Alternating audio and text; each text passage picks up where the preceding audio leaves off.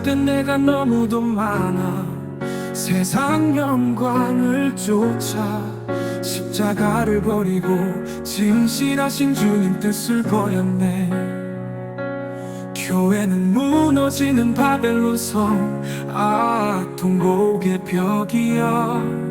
화려한 겉모습 뒤엔 어둠이 춤추고 세상 욕망을 노래하는 자. 지난 시간에 우리는 천년왕국을 준비하는 삶에 대해서 함께 생각을 해봤습니다. 천년왕국이 어떤 것인지 오늘은 좀 더 자세하게 생각해 보겠습니다.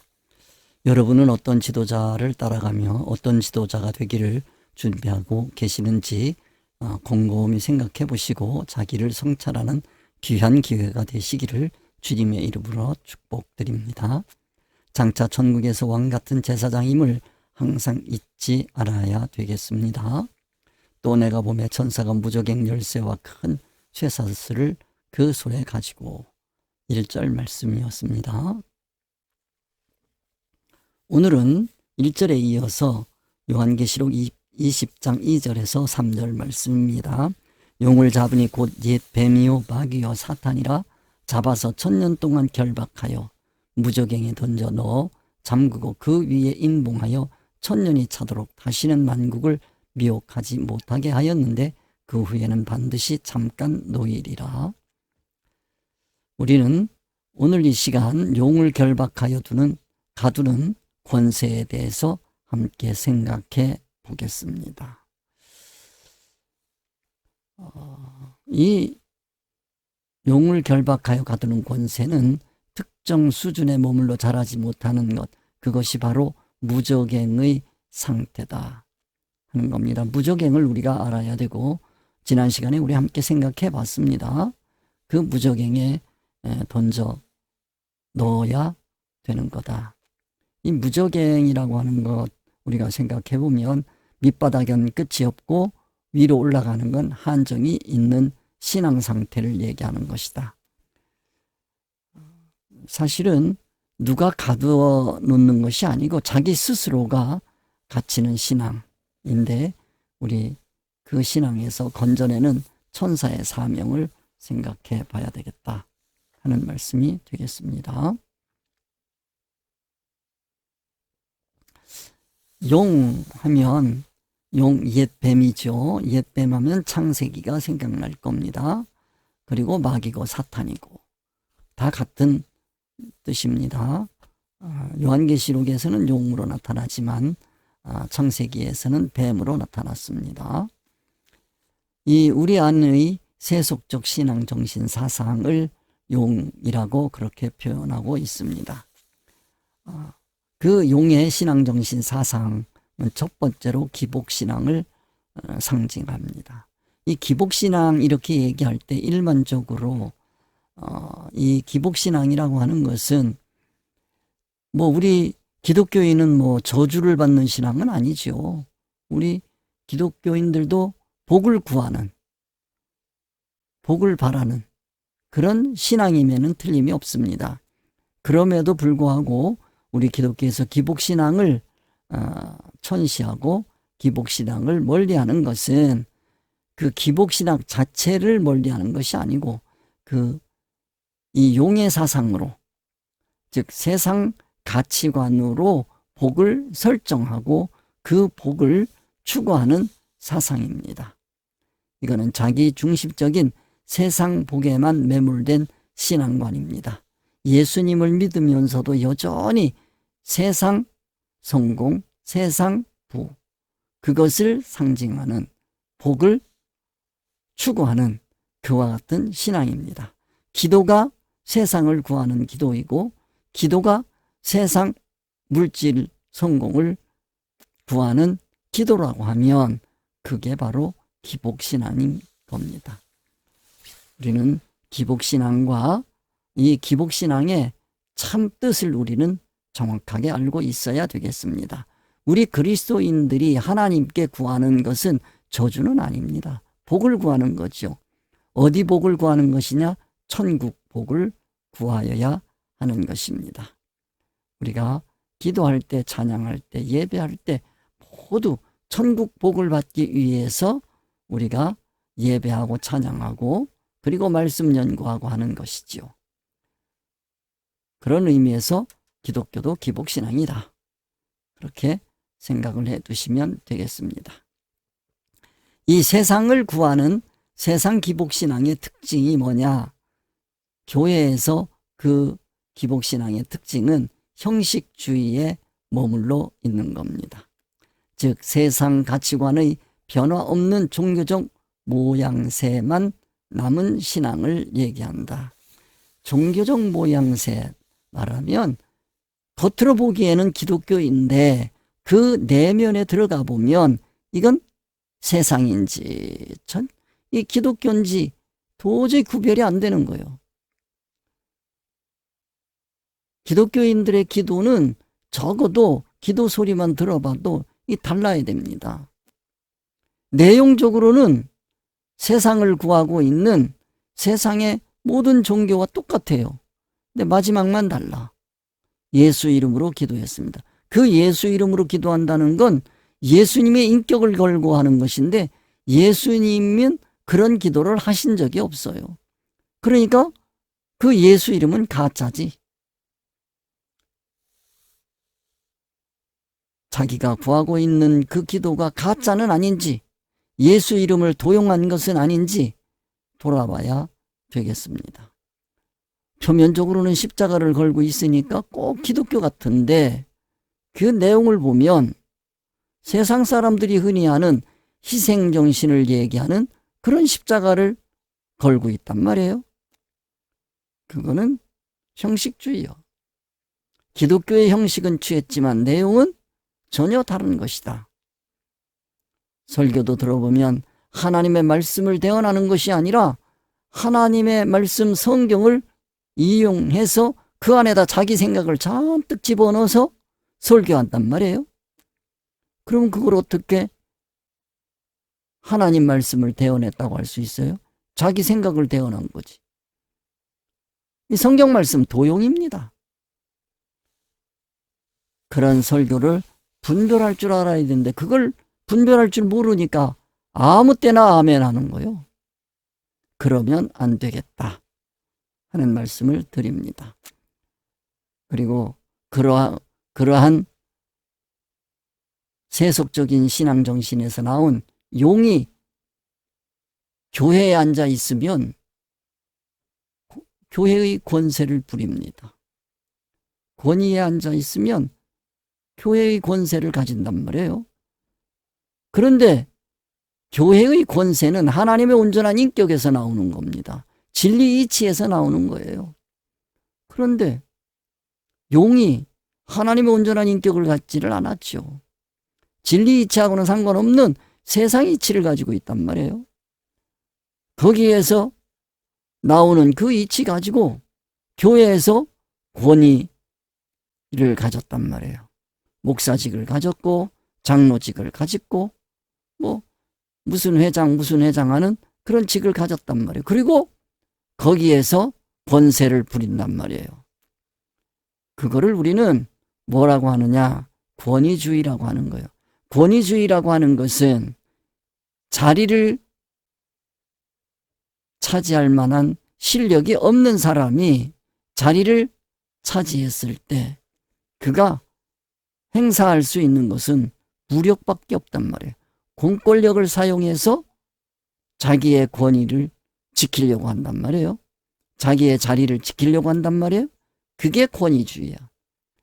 진리로 무장된 인격 없이 세속적 성공과 지위로 다스리려는 그 욕망, 이 용입니다. 성경에서도 말씀하시기를 가증한 것이 거룩한 곳에 선 것을 보거든 했단 말이에요. 교회에 용이 앉아 있는 것은 아닌지 우리는 철저하게 점검할 수 있어야 되겠습니다. 적어도 요한계시록을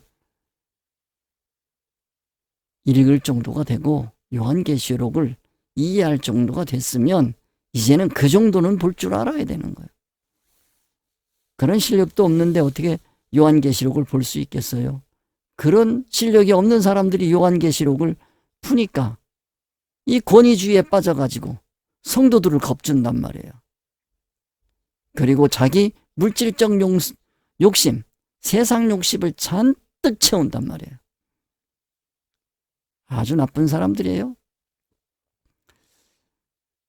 용은 높은 진리를 깨닫기 전의 세속적 가치관을 그대로 고수한 신앙정신을 의미합니다. 오직 성령의 감화성이 깃든 진리만이 용을 가둘 수 있습니다.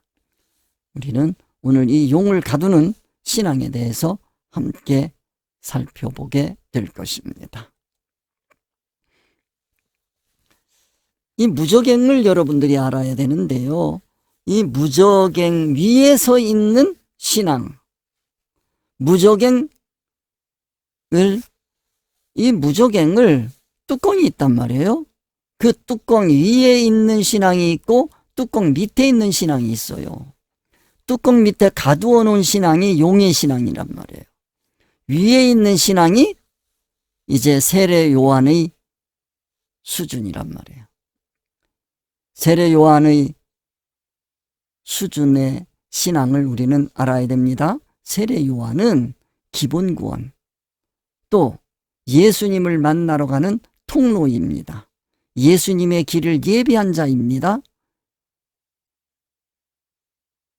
예수 그리스도를 만나는 통로가 되어 주었고 예수 그리스도를 만나는 길을 예비한 사람이지만 정작 세례 요한은 예수님을 따라가지 않았습니다. 그렇기 때문에 여자가 낳은 자 중에서는 최고의 신앙 수준이지만 천국에서는 요한보다 낮은 신앙이 없는 거예요. 그러니까 무저갱의 뚜껑에 딱 붙어 있는 신앙이죠. 그거를 우리는 밑바탕이라, 바탕이라 그렇게 표현할 수 있겠습니다. 경계요. 요한의 신앙을 우리는 기억을 해야 되겠습니다. 요한을 신앙의 최고봉으로 착각하면 신앙은 정체되고 우상이 되고 맙니다.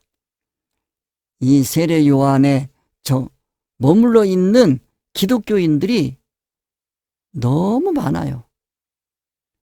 그건 세례 요한이 모자가 되어 있는 거예요. 뚜껑이 되어 있는 거예요. 더 이상 못 올라간단 말이에요.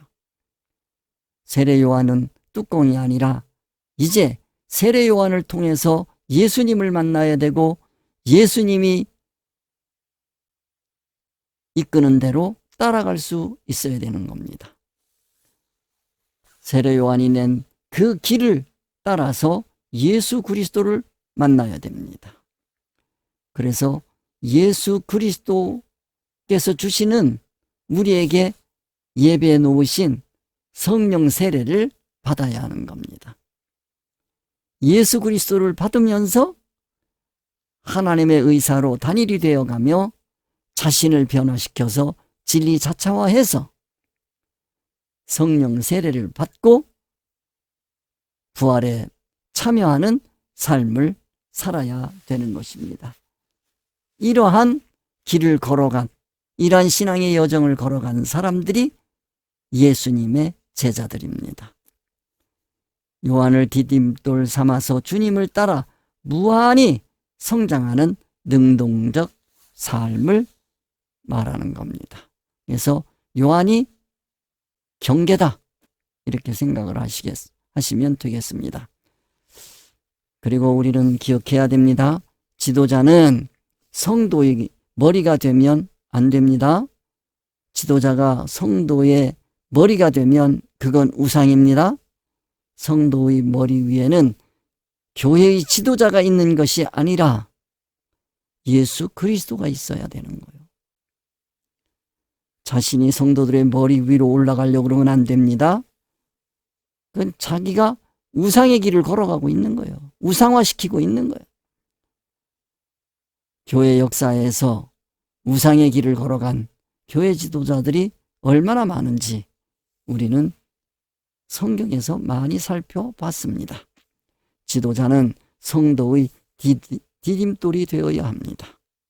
나를 밟고 올라갈 수 있는 내가 최대한으로 올라갔는데 나를 만난 성도들은 여기까지 오느라고 고생할 필요가 없다.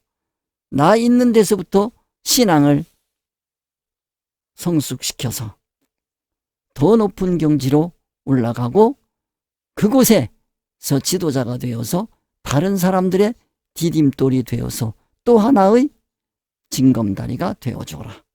이게 기독교의 신앙의 참 모습입니다. 세례 요한의 한계를 여러분들이 아셔야 됩니다. 세례 요한의 한계, 그리고 그것을 통해서 인봉되어 있는 무적행, 그거를 알아야 됩니다. 우리는 세례 요한을 우리의 신앙의 바탕으로 삼고 그 위에 우뚝 서야 되겠습니다. 여자가 낳은 자 중에서 요한이 최고다라는 선언은 기독교 신앙의 가장 낮은 기초임을 의미하는 겁니다. 그리고 그리스도를 만나기 위한 통과 의례가 요한의 물 세례인 것입니다. 여기서 물이라고 하는 건 이치란 말이에요.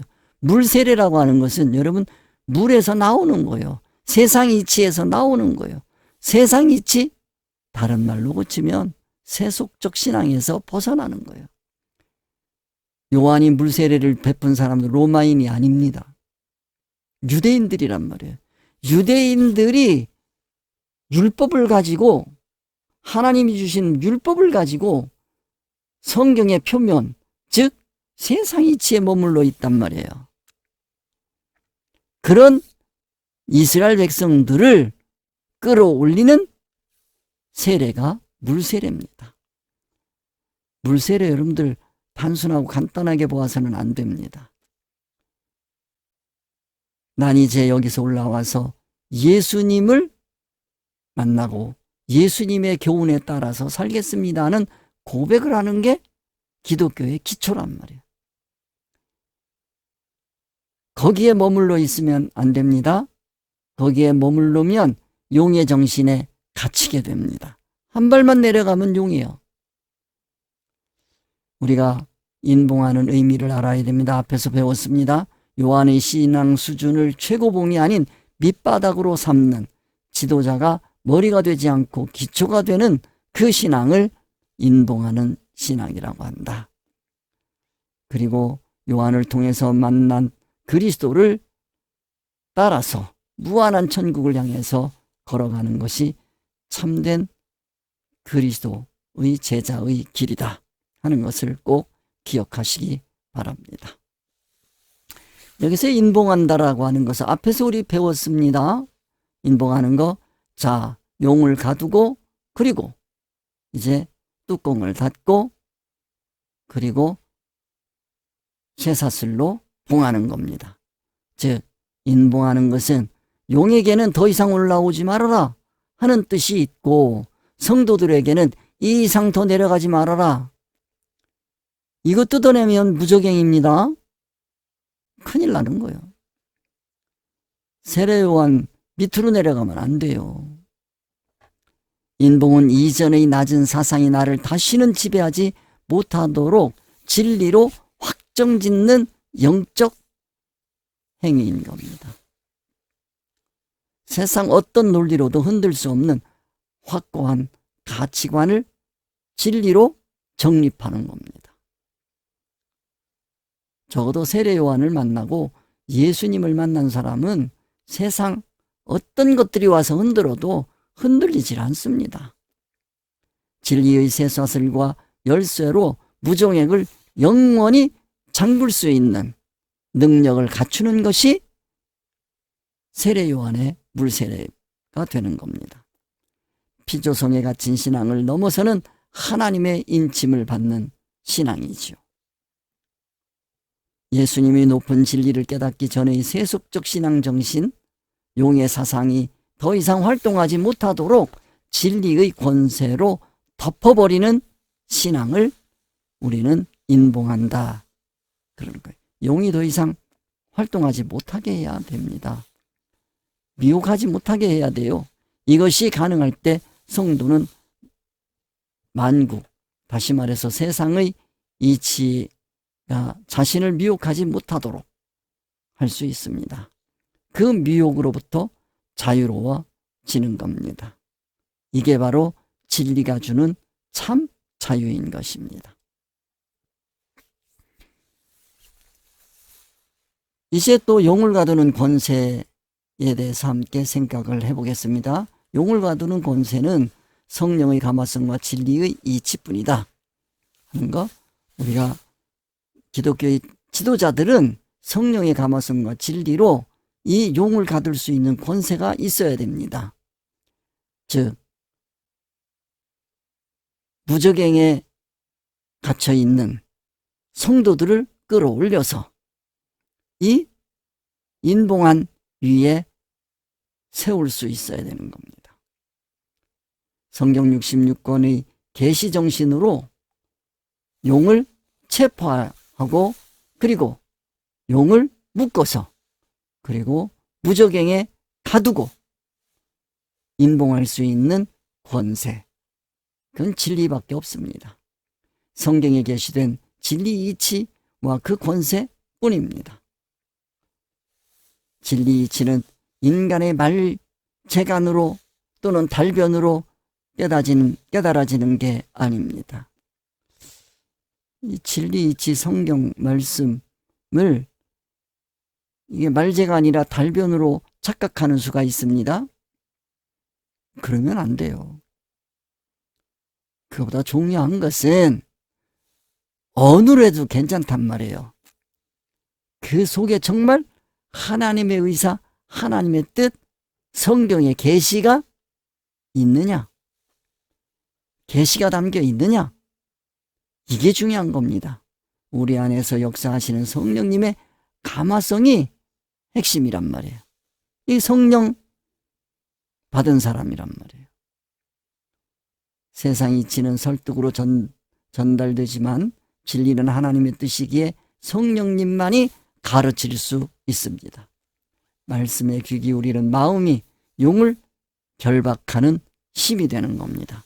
오늘 여러분들이 이 말씀에 귀를 기울이고 있다고 한다면 그게 바로 여러분들 스스로가 용을 결박하는 힘을 받고 있는 겁니다. 그 누구도 할 수 없어요. 자기 스스로가 용을 결박해야 하는 겁니다. 그리고 중요한 것은 천년의 비밀입니다. 천년왕국이라고 하는 거, 이 천년의 실제적 의미에 대해서 여러분들이 알아야 되겠습니다. 천년이라고 하는 건 유한한 세상을 표현할 때 천년이라고 합니다. 우리나라도 그 만세를 불리는 지위가 있고요, 천세를 부르는 지위가 있어요. 만일 왕자에게 신하들이 만세하고 외쳤다가는 그 왕세자는 죽는 거예요. 반역이란 말이에요. 천세란 말이에요. 우리나라 사람들이 천과 만을 확실하게 구별하고 사는 민족입니다. 그러니까 하늘을 아는 거예요. 천은 세상을 상징하는 수고, 만은 천국을 상징하는 수거든요. 이걸 여러분들이 이해를 하셔야 돼요. 이걸 이해를 하지 못하니까 무슨 2000년이 되면 뭐 세상 종말이 오네, 뭐가 어쩌네. 어떤 목사님이 그걸 가지고 그 극동방송에서 말씀을 하길래 내가 조용히 만나서 얘기했죠. 이 천년이라고 하는 건 그런 뜻이 아닙니다. 2000년에 무슨 큰 변고가 일어나는 그런 건 아닙니다. 이 천이라고 하는 거는 서양 사람들은 세 자리씩 찍어갑니다. 단위가 바뀝니다. 999, 그 다음에는 1000이요. 단위가 바뀐단 말이에요. 그러니까 서양 사람들은 이 1000을 신비한 수로 여긴 거예요. 그런데 우리는요, 1000은 아니란 말이에요. 만이란 말이에요. 만이 있단 말이에요. 천년은 내가 이 세상에 살아있는 동안을 의미하는 겁니다. 천국을 준비하는 최고의 기회를 천년이라고 하는 거예요. 여러분들이 일단 천년 하게 되면 이 세상이다 라고 하는 개념을 확실하게 가지고 있으면 앞으로 얘기할 천년에 대해서 여러분들이 이해할 수 있게 될 겁니다. 이 천년은 이 용을 가두는 기간입니다. 내가 살아있는 동안 돈과 세상 욕망을 가둬야 돼요. 세상 가치관을 여기에 가둬야 돼. 그렇지 않으면 용의 포로가 된단 말이에요. 그러니까 용을 여러분들이 생각하셔야 돼. 용. 그러면 그 용은 세상 성공, 부란 말이에요. 이거를 추구하는 신앙 정신 사상이 용의 정신 사상이란 말이에요. 그거를 뚜껑을 딱 씌우고 봉인해놓고 그 위에 든든하게 쓰는 거예요. 이게 세상을 이용하고 활용하고 사용하는 겁니다. 그리고 하늘을 쳐다보는 거예요. 그것을 신앙훈련이라고 하는 겁니다. 그리고 천국을 준비하는 기간이라고 할 수 있습니다. 이 천년이라고 하는 거 이거 우리 잘 기억해야 됩니다. 이 전천년설, 후천년설, 무천년설 이런 거 가지고 싸운단 말이에요. 이 전천년, 후천년, 무천년 하는 이 천년을 철학적 개념으로 문제의식을 가지고 풀어내서 그거를 설명하고 그걸 신학이라고 합니다. 거기서 나온 게 전천년, 후천년, 무천년이란 말이에요. 그거 암만 싸워봐야 내 신앙에 무슨 유익이 있습니까? 내 인격이 변화됩니까? 인격의 변화가 없는 신앙 논쟁은 철학적 문제의식에 의한 거란 말이에요. 우리는 그게 아니에요. 하나님의 말씀, 우리 하나님께서 우리에게 말씀을 성경 66권 율법을 주신 것은 이 말씀을 통해서 하나님의 온전한 인격으로 자라가는 길을 열어주시기 위한 거예요. 그런데 그게 하나님의 온전한 인격으로 자라가는 구원이 일어나지 않고 있다. 그럼 뭔가 잘못됐잖아요. 왜 그럴까를 생각하려면 하나님의 의사성으로 이걸 쳐다봐야 되는 거예요. 율법을 봐야 되는 거예요. 그 길을 열어주신 분이 예수 그리스도란 말이에요. 율법을 다시 해석해 주는 거예요. 그 율법적 문제의식을 가지신 거예요. 철학적 문제의식, 신학적 문제의식이 아니란 말이에요. 예수님 당시에도 아주 탄탄한 신학들이 있었어요. 근데 그게 다 철학적 바탕이란 말이에요. 인간 생각에서 나온 것들이란 말이에요. 인간 사고의 최고가 신학이란 말이에요. 철학이란 말이에요. 그거 가지고 암만 해야 인격이 변화되질 않아요. 그래서 예수님께서 오셔서 성경을 풀어주셨단 말이에요. 그게 사복음이요. 그거를 저는 율법적 문제의식이라고 하는 겁니다. 그 풀어주시는 거예요. 이건 이런 뜻이지, 이렇게 살아야 해 하고 깨닫게 해주는 거 진리이치란 말이에요. 그 깨달은 눈으로 자신이 처한 환경을 바라보는 걸 복음적 현실 감각, 복음적 안목이라고 하는 거예요. 복음으로 자신이 처한 현실을 쳐다볼 줄 알아야 돼요. 세상 사람들이 보는 그 안목으로 세상을 보고 대처한다면 그거는 세상 사람들과 다를 바가 없어요. 그거를 우리는 요한계시록 18장에서 상고적 현실 감각이라고 표현했단 말이에요. 우리는 신학적 논쟁을 넘어서 현재 나의 신앙생활에서 용을 결박하는 실력을 갖추어야 합니다. 이게 기독교의 핵심이다 하는 걸 여러분들 기억해 두시기 바랍니다. 천년이라고 하는 건 성도가 살아가는 동안의 이 세상에서 해야 될 사명이란 말이에요. 자, 첫째로 진리로 무장해야 합니다.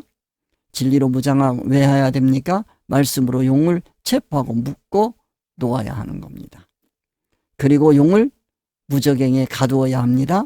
내가 살아있는 동안, 다시 말해서 천년 동안 세속적 정신을 통제할 수 있어야 된단 말이에요. 그리고 이제 돈과 세상의 노예에서 벗어나야 된단 말이에요. 바벨론 포로에서 벗어나야 돼. 그리고 부활을 준비해야 됩니다. 임시 세상을 천국을 위한 수단으로 활용할 줄 알아야 된다. 우리가 용을 가둔다고 하는 생각을 다시 한번 생각해 보면 바벨론 포로가 된 신앙에서 벗어나야 됩니다. 돈이 나를 끌고 다닌다면 그것이 바로 돈의 농예다. 이미 용에게 포로된 상태인 겁니다. 벗어날 수 있는 길은 진리 말씀 깨닫고 묶을 수밖에 없어요. 하나님께서 주신 그 11조를 우리가 잘 알아야 돼요. 이 11조라고 하는 것은 이거는 내가 돈의 노예가 되지 않는 거예요. 용에게 끌려가지 않도록 하기 위해서 하나님께서 11조를 바치라고 한 거예요. 다른 말로 고치면 물질관을 바로 세워라, 그런 뜻입니다. 그런데 이 11조를 가지고 교회를 운영하려고 합니까? 교회는 돈으로 운영하는 게 아닙니다. 교회는 오직 진리 이치로 하는 거예요. 돈이 없어도 돼. 내가 물질의 노예인지 스스로 점검하고 진리로 다스리는 능력을 확인하는 장치가 바로 이 11조다. 이 11조를 헌금 60만 원 지도자, 교회 지도자가 돈 뜯어내는 수단으로 여기면 안 됩니다. 이 신앙이라고 하는 그러한 용어를 사용해 가지고 성도들을 미혹하는 거예요, 이거. 자, 잠깐 놓이는 용. 이제 우리가 2절 3절에서 보면 이게 용을 잡으니 곧 옛뱀이요 마귀요 사탄이라 잡아서 1000년 동안 결박하여 무저갱에 던져 넣어 잠그고 그 위에 인봉하여 1000년이 차도록 다시는 만국을 미혹하지 못하게 하였는데 그 후에는 반드시 잠깐 놓이리라. 잠깐 놓이는 용과 부활의 삶입니다. 이게 굉장히 중요한 거예요. 진리를 깨달은 후에도 사건과 환경이라는 시험이 온단 말이에요. 왜 그러냐? 이 시험이라고 그러니까 이것도 서열을 매기는 시험으로 생각하면 안 됩니다. 이 시험은 천국의 서열을 매기려고 하는 것이 아니고 천국 진리 공동체의 일원이 될 수 있는지, 우리가 될 수 있는지, 그 이치를 따져보는 거예요. 이게 서열이 아니에요. 천국의 서열 세우기가 아니에요. 우리란 말이야. 용이 잠깐 풀려나 활동하는 순간에 내 안에 용이 판치고 있으면 그건 하나님 나라에 갈 수가 없는 거죠. 천국의 우리가 될 수 없잖아요. 이때 깨달은 진리를 실제로 삶에 적용해서 다시 용을 잡는 자가 성숙한 성도이고 부활의 삶을 사는 복된 자입니다. 그러나 우리는 서열을 매기는 것이 아니고 한 번 실패하면 영원한 실패인 세상 시험과 같은 것이 아니고 실패해도 두려워하지 마십시오. 왜냐하면 우리에게는 회개할 기회가 있단 말이에요. 회개하고 다시 시작할 1000년의 기회는 우리에게 계속 주어진다 하는 것을 기억하시고 하나님께 그걸 구하란 말이에요. 실패해도 나에게 기회는 거두어 가지 마옵소서. 기도하시는 여러분 되시기 바랍니다. 잠깐 놓이는 영적 전쟁의 평가를 우리가 바르게 해야 됩니다. 왜 다시 풀어주시는가? 깨달은 진리가 내면화되었는지 평가하는 시험입니다. 사건과 환경을 통해서 하는 겁니다. 부활의 몸을 입는 과정이기도 합니다. 그리고 거기서 풀려난 그 용과 싸워서 이기면 그 이긴 만큼 전부 부활이란 말이에요. 합격이니까. 사건 속에서 다시 용을 제어할 때 성도는 부활의 삶으로 성취되는 겁니다.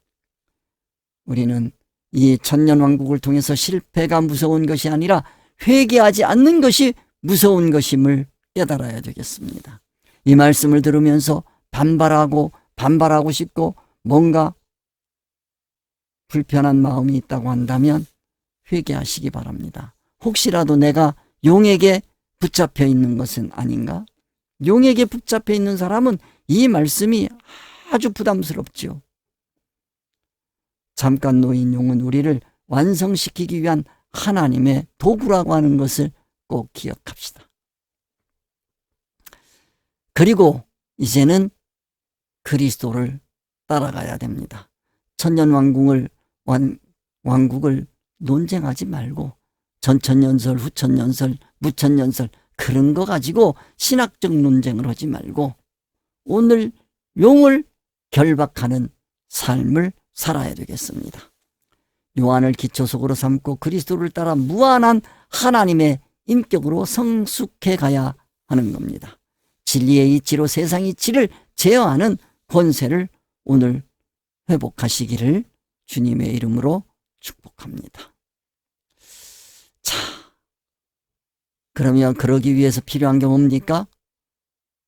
율법적 문제의식에서 나온 진리 이치, 복음적 안목을 가지고 자신의 처한 현실을 바라보는 겁니다. 그러면 묶어야 될 용들이 보여요. 그걸 복음적 현실 감각이라고 말씀을 드렸습니다. 철학적 논쟁에서 탈피해서 우리는 말씀의 계시성을 붙잡아야 되겠습니다. 율법적 문제의식을 회복해야 합니다. 하나님의 법과 뜻을 엄중히 여기는 계시적 안목을 길러야 되겠습니다. 그리고 그 계시적 안목, 즉 복음적 현실 감각으로 자신이 처한 환경을 다스리실 수 있어야 되겠습니다. 진리의 복음으로 풀어내는 능력을 가져야 되겠습니다. 예수님의 교훈으로 현실을 다스리는 것이 곧 천년왕국이다.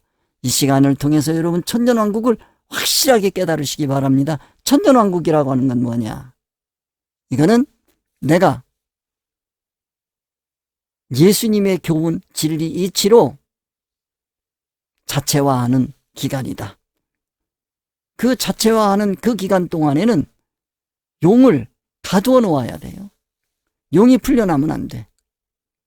그리고 내 실생활에서 싸움을 할 때에는 용이 풀려났다는 것을 기억해야 됩니다. 신앙 싸움이요.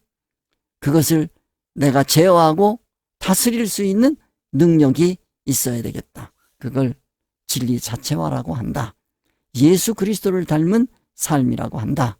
라고 말씀을 드리겠습니다. 자, 천년왕국을 정리하겠습니다. 자, 우리는 무천년, 전천년, 후천년서라는 신학적 논쟁을 뛰어넘어서 현재의 환경을 진리로 다스려야 되겠습니다. 그리고 그리스도를 따라 용을 결박하는 삶이 곧 천년왕국의 실제다 하는 말씀을 드리겠습니다. 우리는 천국석인 무한을 향해 매일 성장해야 할 왕같은 제사장이라고 하는 것을 잊지 맙시다. 여기까지 하겠습니다. 수고하셨습니다.